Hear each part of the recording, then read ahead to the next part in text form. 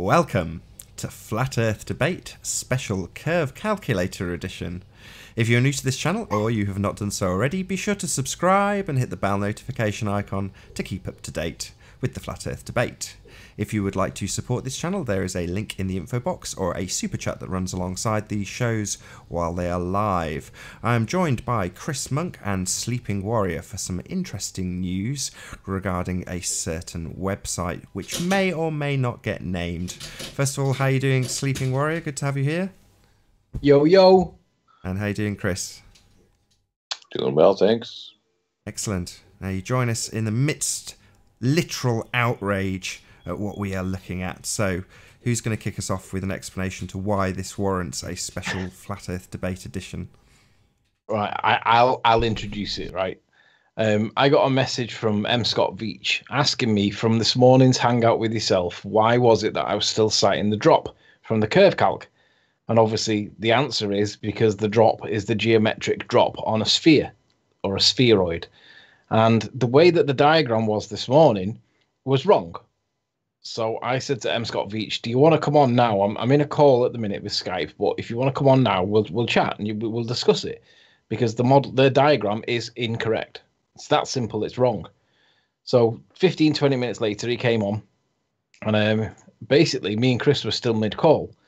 So I'm sharing my screen now. Do you want to do whatever you need to do? Sharing. It's all good. It's a Skype call, so there's not a great deal of fuss. You can control whatever you share. Okay, so there would be the metabunk, and what he's now done is he's changed this diagram to exactly the conversation that I had with M. Scott Veach this afternoon, because I labelled the video Dear Mick West ... Now, because of a miscommunication between me and M. Scott Veach, he didn't realise that it was being broadcast, and I thought I'd made it clear, but maybe I didn't, so he asked me to remove it, because he wanted to make sure that he was speaking properly and enough for it to go public. But in the meantime, it was up for about an hour or two. And obviously Mick West has now seen it and he's reacted, because now he's changed the reference to the drop. Before, the drop was relative to the eye level, okay? And that's incorrect. It should be relative to the lower height, which is the height on the globe. It's the surface level.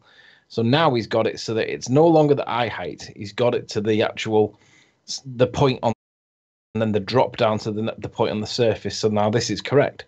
But notice he's got this draggable.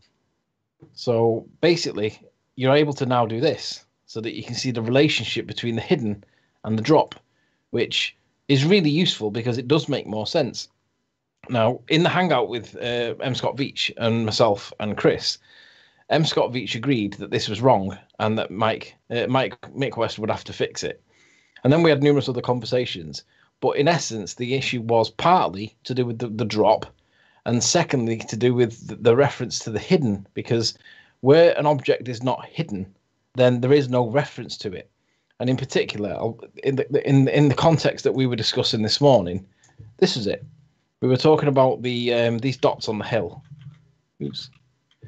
So we were talking about these dots, and what we were trying to establish was, how do we establish, using the new diagram, whether or not these things are sat behind the curve or are they sat above the curve?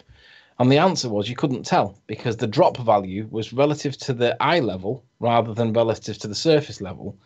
But also, it was the drop value did not change when you put in your value. So let's just say you go with 50 miles and you go with 50 feet. What the drop value was, the drop value was not changing at all. Now, it conflicted because on the diagram, it was relative to the eye level rather than the surface level. So it was either the maths was wrong up here, the arithmetic was wrong, or the diagram was wrong. But he needed to fix one or the other because it was wrong either way. So he had to fix something, he had to change it. So now, if we put the value in now and change the observer height, it doesn't really matter what figure you put in, you can see that the drop height stays the same. But because he's changed the value and he's linked the value to the actual the surface rather than the eye level, now the drop value is correct. But you can zoom in and zoom out now, which is quite a lot better. So you can put it relative to your monitor. But before you give any more, sorry, Anthony, before you give any more praise, because just before we started this broadcast, Chris was pretty annoyed, and I want to get that in too. Hopefully, he's still got his annoyance in his tone. We shall see. Well, it is. It is rather annoying that when you take the time and you're involved in a conversation, then you analyze it and actually provide them with a critique of the site and so forth, and then within 2 hours have that 2 to 3 hours of having that conversation. You have the website updated and completely changed, exactly replicating the model that I had done on your show.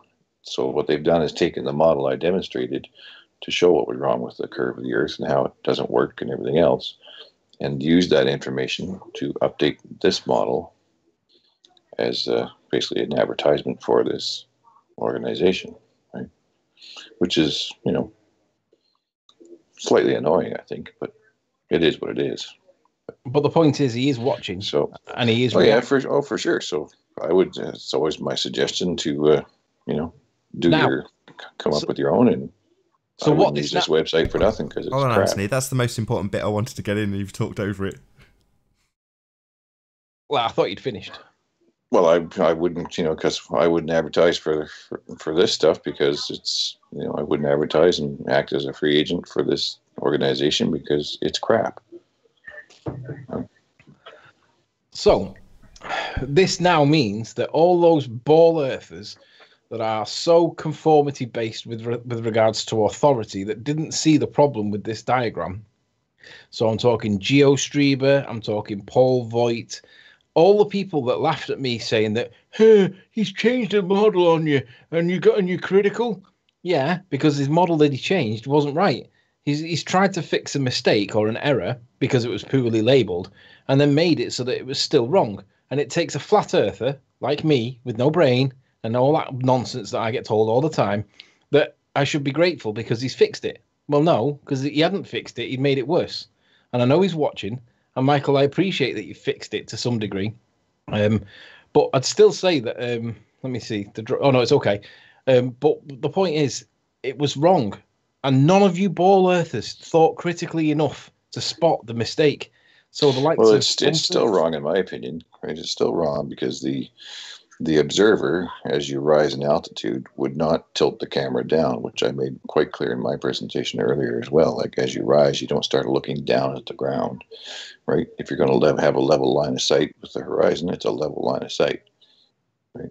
Because the horizon rises to you, right? So this is basically demonstrating an illusion of a ball that doesn't exist. So I still find it annoying, right? And it's preposterous to say that if you rise in elevation, the drop doesn't increase. If you rise in elevation to the height of an airliner, you're telling me that your drop hasn't increased. It's ridiculous. Some of these people are so mental as to think that increasing in elevation doesn't increase drop. It's like, literally, if it says it in the maths, they will believe anything. How ridiculous. Yeah. They will. If it says it in the maths and it's come from an authority, they will literally conform to the authority. They will be obedient to the authority. So all those stupid ballers, and I'll use the word stupid because they didn't critically think, was it actually right? He'd fixed it and he hadn't made it right. He'd fixed it so it was better, but he hadn't fixed it so it was right. And not one of you's noticed it, right? You all laughed at me saying that I should be grateful that he's changed it and not realise that it was wrong. So none of you's realised it. You all laughed at me for it. And the reality is this. You will all agree to anything in the name of you will all conform to anything in the name of obedience in exactly the way that Stanley Milgram's experiment with obedience showed. So let me just show you what I'm referring to.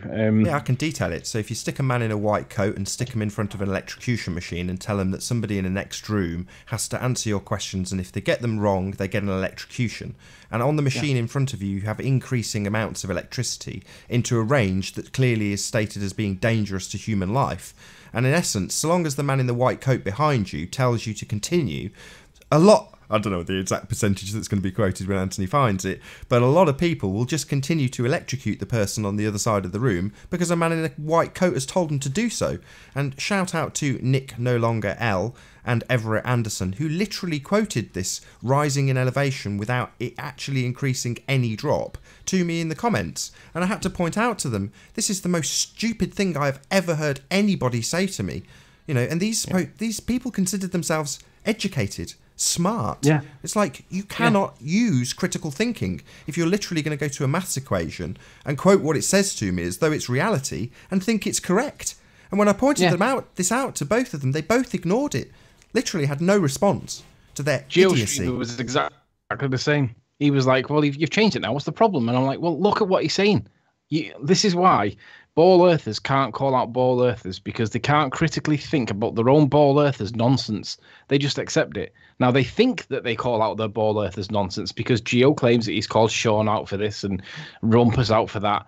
But there's glaringly obvious mistakes and problems in this nonsense. Saying in chat now, Nick, Nathan Oakley, go on the Metabunk site right now, change your viewer height and observe whether or not the drop changes. Yeah, the maths might say the drop doesn't change, Nick. Is that what you accept as your basis of reality, you complete idiot? Oh my God, he's still saying it now. For the love of God, Nick. Maybe I could, let me share the screen here too. I just want to demonstrate something to show you what I find. Just hang on before you do. Nick with Noel obviously does not realise the problem that we have here. He's changed the drop value from the eye level, which is where it was this afternoon, to the surface level, which is where it should be based on the arithmetic above. Now, Nick with Noel probably has no brain either, because he probably doesn't understand what the significance of that is. It was wrong. It's that simple. It wasn't nearly there or a little bit out. It were wrong. So obviously Mick's watched it, he's now changed it, and you guys are going, oh, well, it's not that big of a deal, blah, blah. No, it's wrong. At the end of the day, Nick with Noel, if you've got Noel, you've got no brains. You might as well have no brains. You will literally accept any nonsense you're given. Yeah, well, this diagram is literally in reverse psychology, and I can show you exactly why. It'll kind of reinforce what Nathan was just saying too. Go on, you show your screen. I'll stop. And so just hold that image in your mind that we just looked at there.